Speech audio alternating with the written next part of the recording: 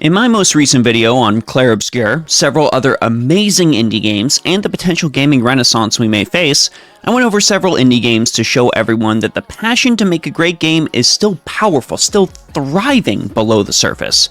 But plenty more titles are out there earnestly trying to achieve the same, and they also deserve your attention and love. So in today's more relaxed video, I wanted to highlight some titles I've had my eye on that I think deserve your time, care, attention, and Steam wishlist or wishlist on the platform of your choice. Let's give these indie devs some love, celebrate their push to make a great game in the face of overwhelming odds, and if you find a game you like here, maybe consider giving me a like or subscribe from saving you from being bombarded by endless $1 hentai games on Steam. A series of train robberies leads to evidence of a government conspiracy. A deck of cards gives a girl visions of another world. Airships cut a swath across the frontier. And of course, an unlikely hero gains an incredible power. It wouldn't be a turn-based RPG without that, right? Still, jokes aside, Quartet seems like an exciting iteration of the classic turn-based RPG. I mean, it has it all. Pixel art, an interesting looking 8-character party, tons of neat powers, and a soundtrack that had me bobbing my head when I watched the trailer. If you long for a return to the classic Super Nintendo RPG days of yore, this seems like a pretty good title to have on your radar. And according to the developer on Reddit, they should have some sort of release date soon. It may even have been announced by the time I get this video up. A demo's also available, so try it and see if you like it. You really have nothing to lose. No early access or pre-orders will be available for you to try this one, and it'll be done when it's done. But I cannot contain my excitement for Haunted Chocolier, made by the same developer behind a little title you may know of called Stardew Valley. Much like Stardew, this game also seems to be a cozy life sim RPG, but this time you take on the role of a confectioner in a haunted chocolate factory, which would honestly be my dream job. The developer of course still says this is a way off, as development of Stardew Valley's 1.6 impacted it, but that's not a bad thing though. It just goes to show that Concerned Ape remains dedicated to the game even after it's been released for ages. We can expect Haunted Chocolier to get similar support, and I'm excited to maybe get my hands on it, even if it's in like 2030. I'll wait. So I was under the impression that this game was yet to be released, but to my surprise, it finally came out in April and I missed it. Still, I'll tell you about it, because I think it's neat.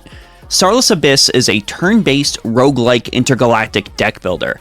I might have turned some of you off since roguelike deck builders seem like a dime a dozen on Steam ever since the success of Slay the Spire, but I love this aesthetic and this premise. Using a blend of science and the occult, it's up to you to guide your ship and crew to fight back against a strange alien race hell-bent on destruction. Reviews at this time seem overall positive, and the game is still receiving support to try and quash bugs and make the title a little bit more enjoyable to play, so it's just not a drop-and-run cash grab. If you're a sci-fi fan, this is likely worth checking out. And at only $20, it's not a massive investment for a game that, again, based on reviews, seems to have a ton of replay value. Now I am old, and therefore have fond memories of playing The Legend of Zelda Oracle of Seasons on my Game Boy Color. If you like that, and remember a game called Shovel Knight, then you'll probably be excited for Mina the Hollower. You play as a tiny rat girl out to save a cursed island. Simple premise, but sometimes the best titles are. It seems like it has that classic Zelda gameplay down pat, with some curious looking animal characters and infectious music. If you're missing the days of the Game Boy Color and want a mammal-focused Victorian Gothic horror title to scratch that itch, you should be on the lookout for this one. Look gang, this one is just weird, but it's so strange that I'm kind of into it. From the creator of Binding of Isaac and Super Meat Boy, two excellent yet equally weird titles, comes a turn-based cat breeding RPG. Yes, you heard that right. Send your cats out to explore the world and breed them to make them even more powerful mutated cats. They will return home horribly mutated already, so mutation upon mutation. Level up your house to house more cats, hoard furniture, and yes, your cats can even poop. This is ridiculous, but it's just insane enough, and from the right person to make something so wacky that you can count me in. This looks silly. And in a complete 180 from our previous game, we have the final title I want to mention, The Witch's Bakery. This game popped up on a couple of sites here and there due to its art style, which I've got to admit looks gorgeous. In this cozy adventure game, you play as a witch with the power to see into people's hearts, and the main way to heal them is through croissants you make at your bakery in Paris. The game days are broken up into 3 segments: daytime, evening, and night, with different bakery and witch activities that you can do in each phase.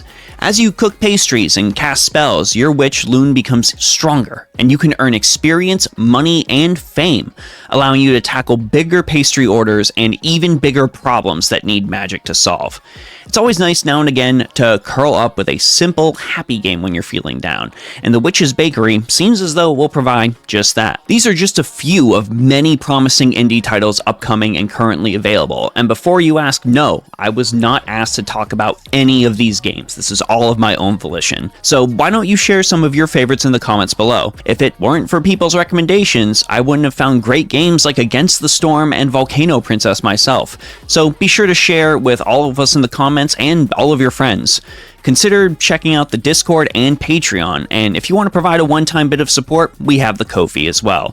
Thanks to everyone on those platforms, and a massive thanks to you for watching the video until the end. This is Kawaii50. I hope that you all have a phenomenal day. I hope you find some more great games to play and talk about, and I'll see you all in the next one.